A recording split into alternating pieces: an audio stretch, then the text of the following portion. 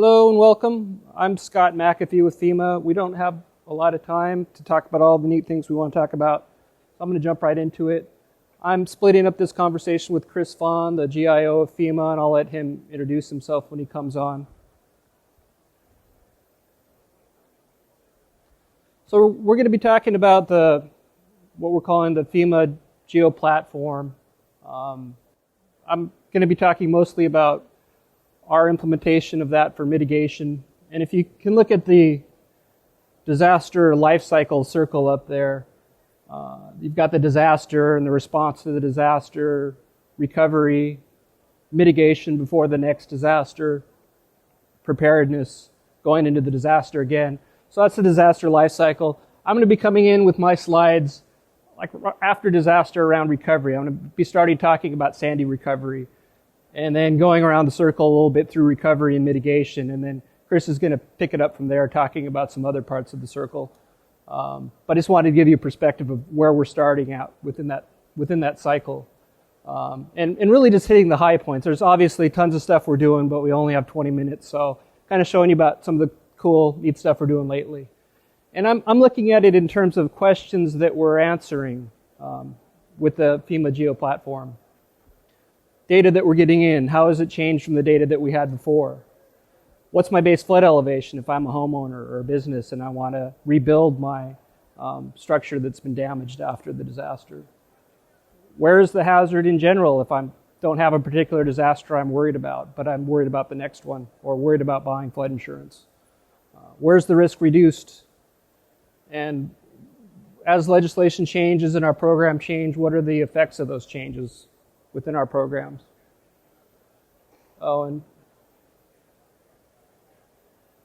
so going back here, this is just a screen grab of the FEMA GeoPlatform, and here's the URL for it, fema.maps.arcgis.com.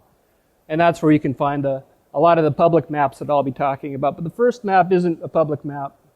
This is after Hurricane Sandy, and it's showing the coast of New Jersey, New York, and so what happens is we have our effective flood data, but oftentimes that's very old. In this case, up to 30 years old for our old flood data. You get a big storm like Sandy comes in, and it kind of rewrites the book for that area about what's possible for storms of that size, how frequently they occur, and all the assumptions that went into making those flood maps, they change. And in some cases, the topography changes as well. So you have to redo the flood maps. But you got people who have been wiped off of the shoreline that are really anxious to rebuild. So you want to be able to put something in place that allows them to rebuild quickly and allows them to rebuild in a more resilient way so this doesn't happen next time. And what that translates to on a real simple level is adjustments to the elevations that they're required to build to, elevating their properties higher when they rebuild, and changes to the actual regulatory zones that they're in. So right after the disaster, our contractors churn for a couple of weeks, doing new maps, new engineering for this area based on new data and data that they had been developing since the last effective maps. They churned that out, and we got it, and we just kind of intersected it with the data that we already had for the effective data and generated these change maps. So this shows, where there's new coastal high hazard along the coast, where it remains coastal high hazard, new special flood hazard area. And put it up on the FEMA GeoPlatform there, an ArcGIS Online organizational implementation of it. You can zoom in closer and click in these areas to get more information about the zone and the different elevations. And what we're using this for right away is to take that contractor data that we were getting in and saying, does this make sense? Is this, we're trying to get these products out quickly, but we also need to quality control them. So we have FEMA engineers and others within the field offices looking at this data as it's coming in before we make it public. And also before we make it public, we need to brief the public officials. And here's another example of a change map where the flood elevations have changed throughout the coastline. It's not just where the zones have changed, but where the elevations have changed. And then we go into the public briefings. We're briefing local officials. And you're trying to keep this balance between keeping it affordable for people to rebuild, but also making the community more resilient, and trying to characterize what the magnitude of this change is. So you've got the maps online, that give you more information specifically about where these changes are. You've got frequencies of the different changes, from 0 to 4 feet more in elevation, how many grid cells within that depth grid area changed within that elevation range. So you get kind of a sense of the magnitude for my county, my community, how big these changes were. And that pie chart is sort of overall for the New York, New Jersey area. How much of this was 0 to 1 foot increase? How much of this was 1 to 2 feet? And it gives you kind of a better sense of how much are we talking about in terms of the change.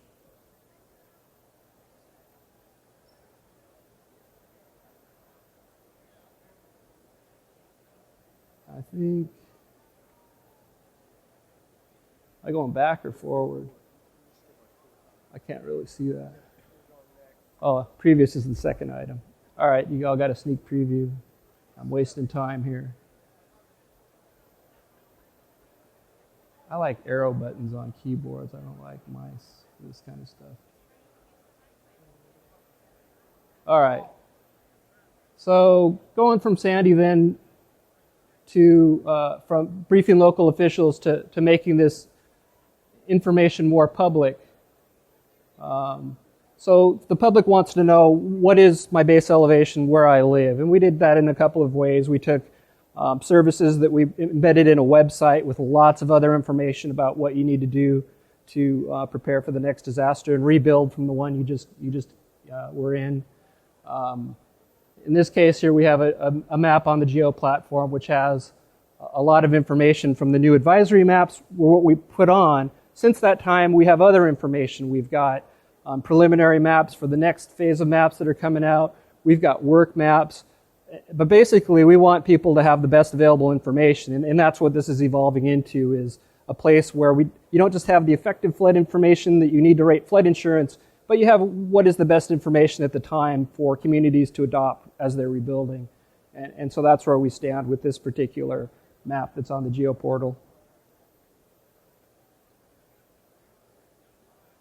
Okay, outside of the disaster, just in general now, we've made some changes to our services for what we're calling the National Flood Hazard Layer. And that's all of the flood insurance rate map databases that we've developed and all the changes that we've made to them. So we make little adjustments to each map every day. And those changes are captured with what's called the National Flood Hazard Layer, where we have GIS for the country, where the maps have been modernized. Originally, we've made that available up until a couple of weeks ago. That was just available as a quirky WMS service that you could get through Google Earth. We made a KMZ available. We also had some other ways to get to it as well, our own custom map viewer. Since then, we're trying to streamline things, really just focus on getting the services out there. So there's a REST service, there's a web feature service, there's still a web map service that you can get to through Google Earth and other places. But we also implemented it in the GeoPortal, the GeoPlatform, rather. Chris can hit me every time I say GeoPortal. So this is an implementation of the REST service, and you can get to it from that URL that I supplied earlier. And again, click on the different pieces of information to get information about the flood zone that you're interested in. How am I doing on time?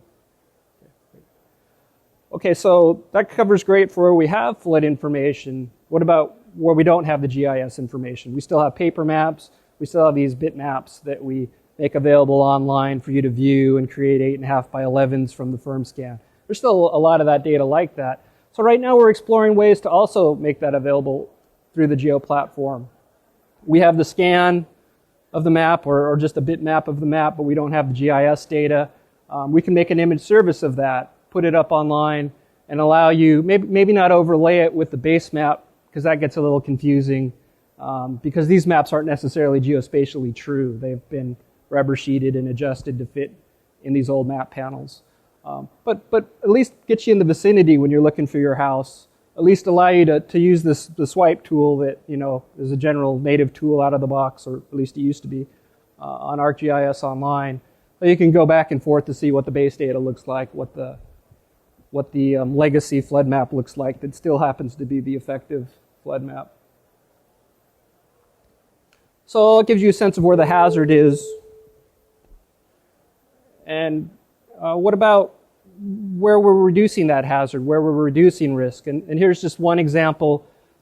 Big data that FEMA's sitting on. We've got flood insurance policies for everyone that has a flood insurance policy, 4 million plus policies across the country. Now, how can we make that data more available to give people a better sense of where that risk is being bought down through insurance? And so we just kind of aggregated that to kilometer grid cells, put it online there. So that's another public map that you can get to, which is sort of an interesting map. No one's really ever taken the entire flood policies for the country and mapped them before. I think it kind of tells an interesting story. And as some of you know, there's been legislation recently that adjusts flood map rates for different types of properties. Really, it's trying to get to the point where we're not having these massive taxpayer bailouts of the flood insurance program. Flood insurance program has always had an issue where it's the rates that we charge aren't necessarily the right rates to have a sustaining program that pays for itself. So an adjustment was made last year with the Bigger Waters Flood Insurance Reform Act. And what that does is removes a number of subsidized properties, things like businesses and second homes, and a number of other categories of what we're calling subsidized flood insurance policies. And so, this is a big deal to a lot of people that are buying flood insurance and are seeing their rates go up. And it's a big deal to the people that they're constituents of, their local officials, their Congress persons that represent them. So we're getting a lot of questions on that and trying to communicate what's going on there. And this is an example of one of the maps that we did showing, for a particular county, here San Diego, what are the subsidized policies? How many subsidized policies are there? How many total policies are there? And that's just another way to kind of communicate that information in the absence of a lot of data that's out there available to talk about. And so that's all I had for things that we're doing in mitigation, and I'm going to hand it off now to Chris Vaughn, FEMA GIO, to pick it up from there. Thanks, Scott. Everybody hear me? Yeah, great. So I'm going to take you kind of a story through Hurricane Sandy. Has anybody actually been to the FEMA GeoPlatform? Half the room. We actually just launched this probably last summer. I think we came to this event and we were really wrapped around the axle on something called Saver. It was an internal flex viewer. Nobody could see it, and I couldn't tell you anything about what we were doing. We have an awesome community within FEMA GIS. And so there's kind of a mantra that we're trying to follow. It's people first, ideas second, and technology third. So we were sitting on a huge cadre of folks, both in mitigation and response, but we had no way to share the information back and forth. So I'm going to take you through real quick kind of a little bit story of Sandy, hopefully in 10 slides or less, 14. I have 14 slides in 10 minutes or less, and kind of tell you the story of Sandy. I'm going to breeze through a lot of this. If there's any questions, I'd rather this be a whole lot of feedback session. How do you tell the story of mapping a hurricane in 10 minutes? Let's see what we can do. So we are in the fight of our lives in the sense that we are using science and technology to drive response operations. How many are challenged with that very same example? All right, we're using data and analytics. This is an example of USGS. We are huge fans and partners with USGS. They go out and collect high water marks. They'll strap on these sensors to tell us in real time where the storm is coming in. That helps us define the storm surge. We've really gotten this down almost to a fine cadence. And for Hurricane Sandy, it was very impressive how USGS went out there, collected high water marks, and we were able to take that information back, do some of our own analysis on that, and help define the storm surge extent almost immediately following the event. Hopefully you were able to go out there and get that storm surge extent if you were involved in this event, and it really helped you identify impact. So real time plus people on the ground doing really amazing work. Scott's with mitigation. We actually have a huge mitigation cadre. I just talked about it. We took that concept of mitigation. We created something called the Modeling Task Force, MOTF. We call it motif. I've heard it every which way but loose, right? So it's using our modeling SMEs to say this is exactly where the impact's going to happen. So you're using modeling to drive response operations. This is an Esri conference, so I'm going to speak a little bit about Esri. It's that whole concept of distributed analysis. The folks that are actually doing this, literally most of them were living in Denver, Colorado. They'd go into work on their normal duty day. They'd come in, they'd crank out modeling and results. They didn't have to deploy in the field to get analysis. It's the nirvana of being able to do desktop publishing in real time to give real-time answers to folks on the ground. So very impressive. The concept of ArcGIS Desktop 10.1 to publish in real time without having to deploy an analyst in the field has changed the way that we're able to deliver goods and products and services. So using the models, we were able to figure out initially, this is actually an Esri map. Esri cranked this out following the Moore, Oklahoma tornado. So we had an initial swag of where the tornado was, but then you can use things like community analysts, which we have community analysts at FEMA. You can use that and get all kinds of demographic information. It's the 6,000 layers that you don't actually have to touch anymore, right? Anybody know anything about community analysts? Yes? I'm trying to get engagement here, right? So real quick, you can figure out the tornado path. You can figure out, all right, within that tornado path, this is the estimated structures, here's the estimated demographics. I don't have to touch that data, I just crank out a report. So for Moore, Oklahoma, we kind of flubbed it up a little bit in the sense that we had a path. Community analyst cranked out a 40-page report. That went nowhere, right? So a response operator is going to take a look at a 40-page report and say, thank you very much. They're going to move right on and not pay attention to you, and you're screaming, I know the answers, and they don't care. All right, so we're trying to refine that down to something much more manageable for them to say, all right, I can take that information. I now know how many shelters I can anticipate. We're trying to give anticipatory concepts to them to say, this is what we think you need. So we're actually trying to stop mapping and move more into the analytics and give them the answers that we think they need, right? So that's where we're trying to go. Using the models, using these types of already harmonized data sets, we're able to more articulate to folks like Civil Air Patrol where to fly, right? So instead of guessing of where the AOIs, areas of interest, need to be defined, use the models to figure out where you got to fly. What was amazing about Hurricane Sandy is we really had very much a laissez-faire concept to the whole thing.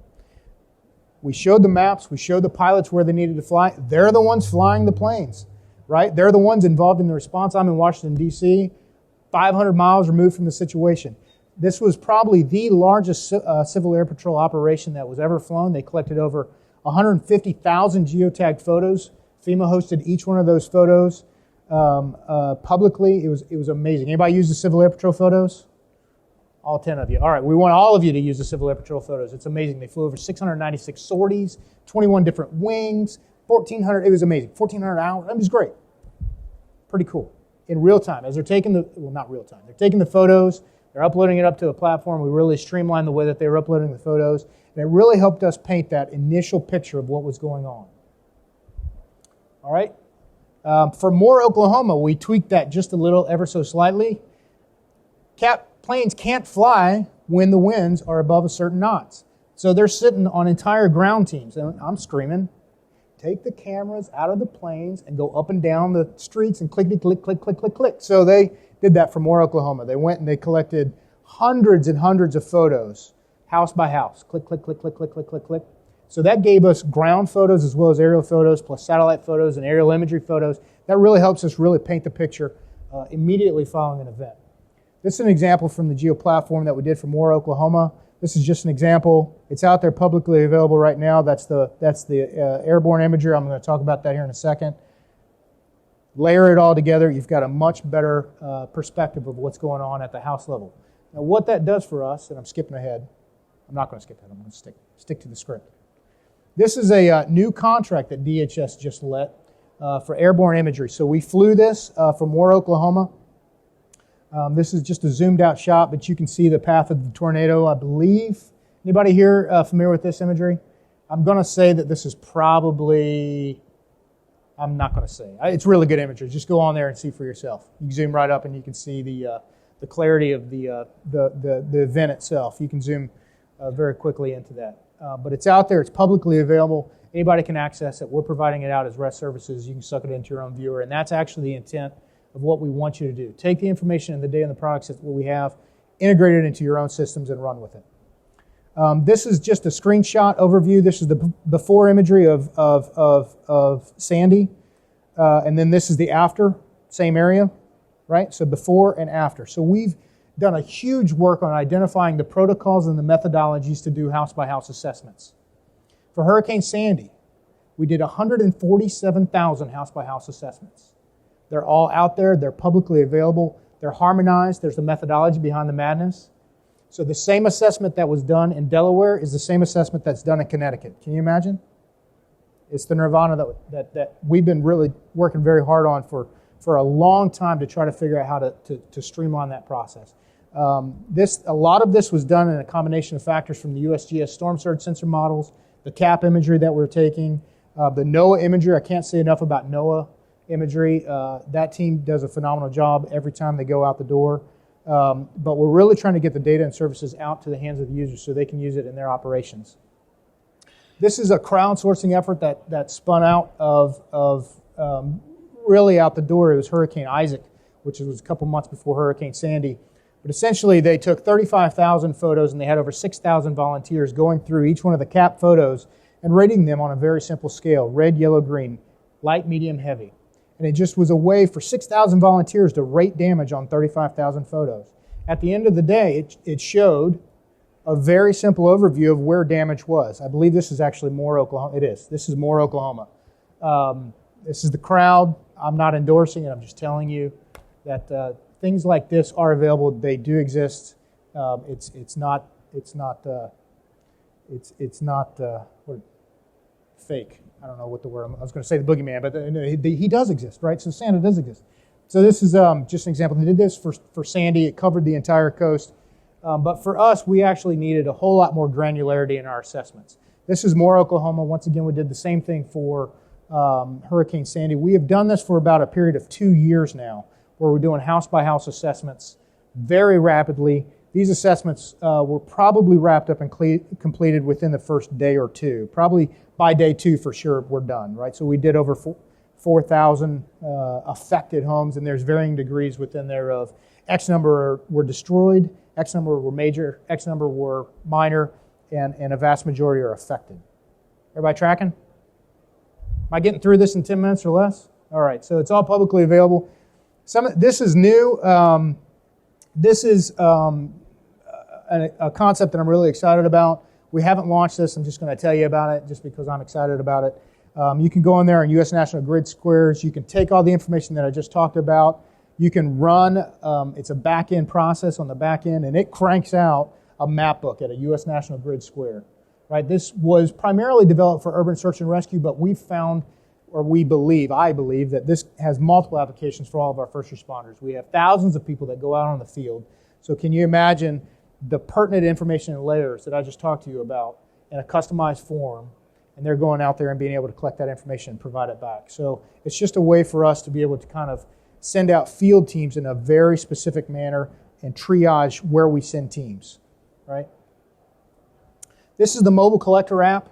We've slapped a fancy name on top of it, but it's just a way, and it's just it's a proof of concept right now, but it's something that I'm happy to talk to you about in the sense that we are leveraging smartphone technology. We're tracking our teams. We're getting the information back in real time. We're able to kind of vector and triage where those teams go based on all the other information I just talked about. Plus, we're getting the information back from the field teams. It's great. At the end of the day, this is what it's all about. It's a public-facing FTP site. Your GIS professionals, I fully expect after this brief, you're going to go to our FTP site and suck our data down and integrate it into your website and your services, and that's what we want you to do. It's out there. Please use it. Let us know. Give us some feedback on our assessment processes, and that's all I got. We're going to do... Just kidding. I'm not going to show you anything. Wow. Any questions?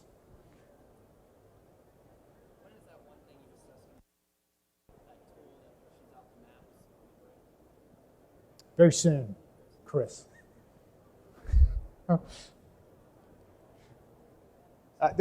don't know. I was begging my team for anything that they could show us. But the bottom line is, right, so we've got a lot of our data that's being pushed out there right now. The pendulum's swinging back to where we're able to look at our folks internally and say, come up with really great ideas. Let's harmonize this.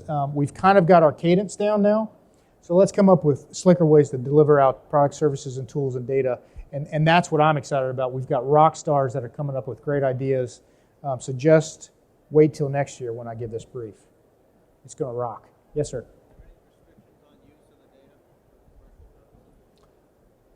I do not know the answer how to answer that question. I'm going to answer it this way. This is political judo. You ready? The data is out there.